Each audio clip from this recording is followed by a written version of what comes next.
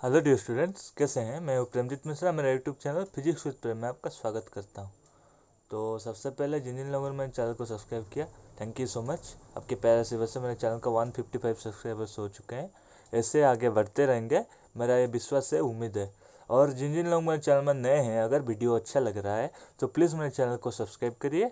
और सब्सक्राइब करने के बाद बाजू वाले बेल आइकन को जरूर दबा दीजिए, ताकि मैं जब जब भी नए नए वीडियोस डालूँ मेरा नोटिफिकेशन आपको सबसे पहले मिले और कोई भी वीडियोस मिस ना हो। तो चलिए शुरू करते हैं आज की क्लास की टॉपिक। तो आज की क्लास की टॉपिक जो है वो मैग्नेटिज्म का चैप्टर का एक सब टॉपिक है, जो कि ना प्रॉपर्टीज ऑफ मैग्नेट, उसको हम कंटिन्यू करेंगे।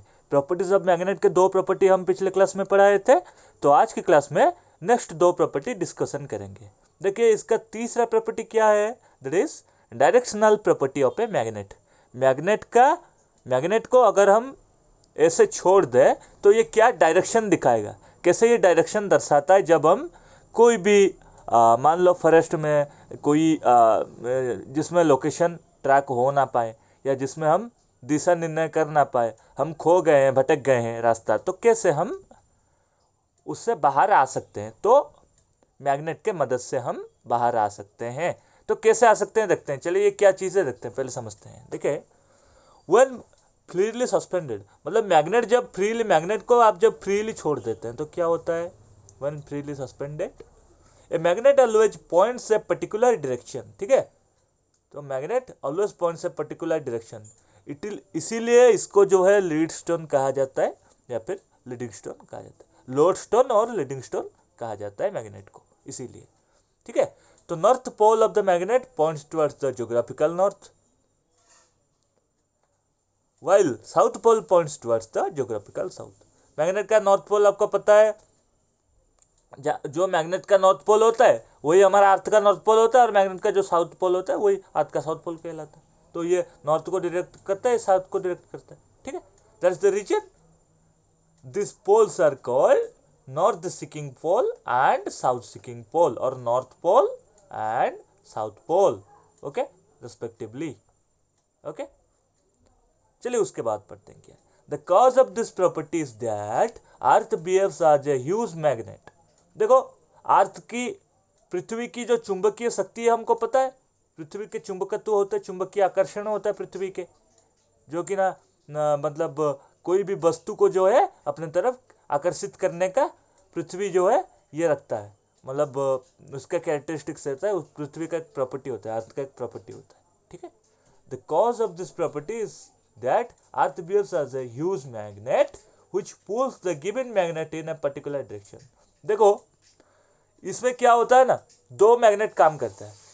हमारी पृथ्वी जो है वो एक बड़ा मैग्नेट है, ठीक है, और दूसरा हमने एक मैग्नेट फ्रीली छोड़ दिया है। तो फ्रीली छोड़ दिया है मतलब मैग्नेट का नॉर्थ पोल अगर पृथ्वी के नॉर्थ पोल और मैग्नेट का नॉर्थ पोल, तो एक दूसरे को विकर्षित करेगा, रिपेल करेगा। ठीक है, और पृथ्वी के साउथ पोल मैग्नेट के नॉर्थ पोल की तरफ रहेंगे, पृथ्वी के नॉर्थ पोल मैग्नेट के साउथ पोल की तरह रहेंगे। तो कुछ कुछ इस तरह के करके ये डायरेक्शन जो है शो करता है, ये डिफ्लेक्शन होना शुरू होता है।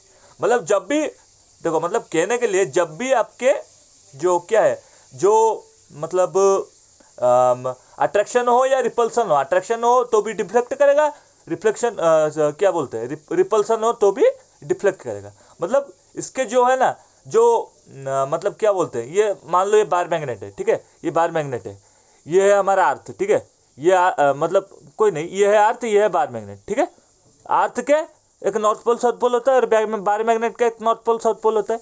अर्थ के जो चुंबकीय आकर्षण के हेतु बार मैग्नेट के चुंबकीय आकर्षण जो नॉर्थ पोल साउथ पोल होगा, वो ऐसे ऐसे डिफ्लेक्ट करेगा, ऐसे ऐसे डिफ्लेक्ट करेगा, कोई ना कोई दिशा दिखाएगा। इसलिए इसको बोला जाता है कि मैग्नेट के जो डायरेक्शनल प्रॉपर्टी है, इसीलिए फाइंड आउट ऐसे हुआ है।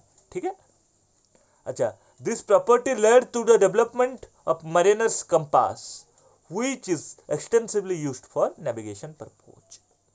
देखो, मैग्नेट का इसी कारण हेतु एक मैरिनर्स कंपास आविष्कृत हुआ। ठीक है, मैरिनर्स कंपास का खोज किया गया। ठीक है, कंपास है, तो कंपास आने के बाद हम जो है नेविगेशन पर्पज के लिए यूज़ करते हैं। कहीं पे रास्ता भटक जाता है, कहीं पे अटक जाते हैं, तो इसमें हम यूज़ करते हैं। कोई जगह पे जिसका कोई ठिकाना ना हो, तो इसमें हम मैरिनर्स कंपास यूज़ करके हम दिशा निर्णय कर सकते हैं। ठीक है, तो ये एक डायग्रामेटिक फेज में मैंने बनाया है। इसको अगर मैं सस्पेंडेड कर दे डायरेक्ट ऐसे छोड़ के कोई रस्सी पे लटका के मैग्नेट को, तो ये कुछ इस तरह का दिशा निर्णय करता है।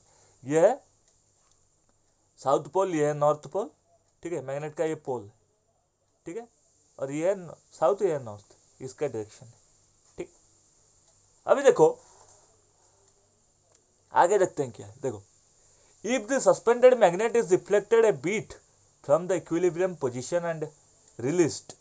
ठीक है, अगर हम ये सस्पेंडेड मैग्नेट जो है, ये झूला हुआ मैग्नेट जो है, ये डिफ्लेक्टेड है बीट फ्रॉम इक्विलिब्रियम, मतलब ऐसे इक्विलिब्रियम पोजीशन में था। ठीक है, मान लो ये मैग्नेट है, ये ऐसे इक्विलिब्रियम पोजीशन में, ये मान लो हमने थोड़ा सा डिफ्लेक्ट कर दिया, कुछ इधर से हो गया।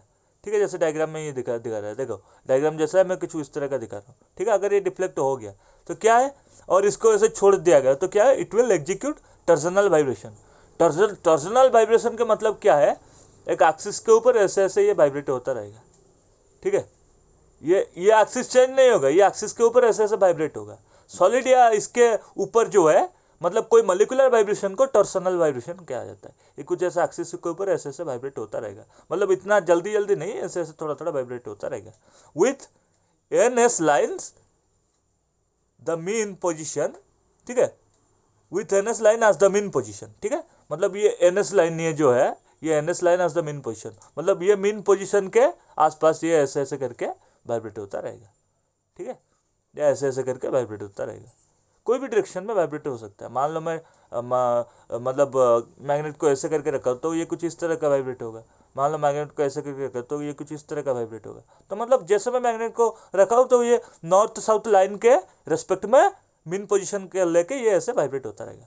अभी देखो, तो amplitude of a vibration will gradually decrease due to the air resistance and the magnet will ultimately come to rest along N S line. तो क्या होता है, देखो ये जैसे कोई एक चीज़ ऐसे ऐसे वाइब्रेट होता जाता है, ये तो हमेशा के मतलब हमेशा के लिए वाइब्रेट होएगा नहीं ना, कभी ना कभी तो रेस्ट पे आएगा।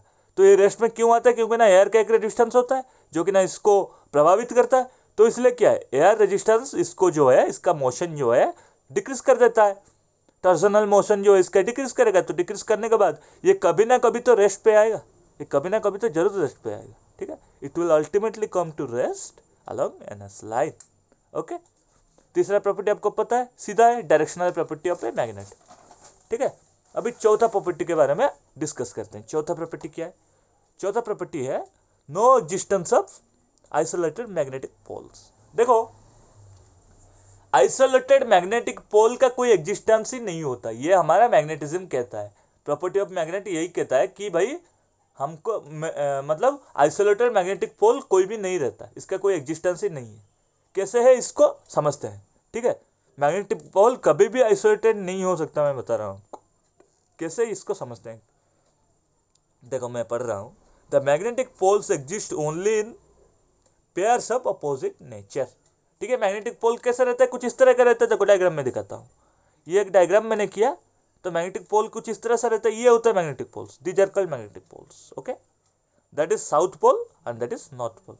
मिसाल के तौर पे मैं इधर में लिख लिया हूँ south north, that is south pole and that is north पोल।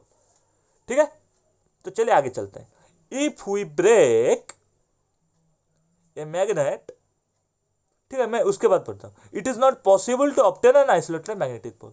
ये पॉसिबल नहीं है, ये इम्पॉसिबल है। ये हमने अगर कोई आइसोलेटेड मैग्नेटिक पोल पाना है तो ये इम्पॉसिबल है।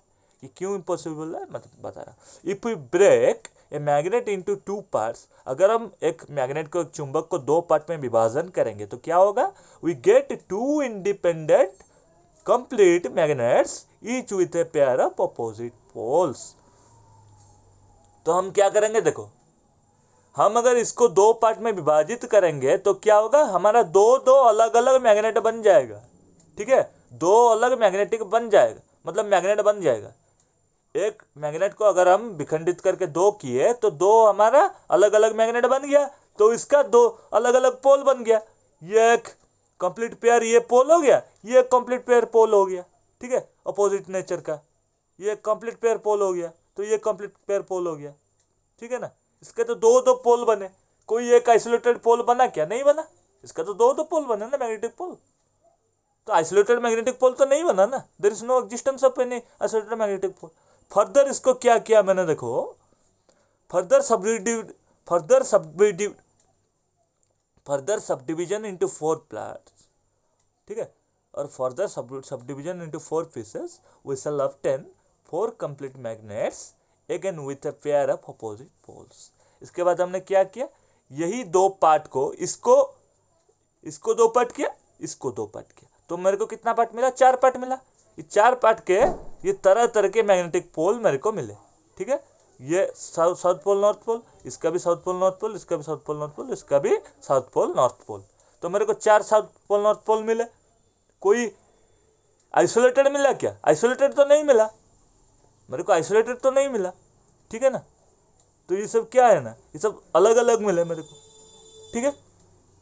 4 complete magnets again with a pair of opposite poles, मेरे को कंप्लीट मैग्नेट मिले, कोई आइसोलेटेड तो नहीं मिले मेरे को।